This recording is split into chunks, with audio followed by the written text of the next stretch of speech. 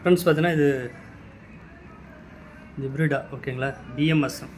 இது 4S BMS, இது 4S. இது வந்து இது வந்து பார்த்தீங்கன்னா 4S வந்து 100 ஆம்ஸு.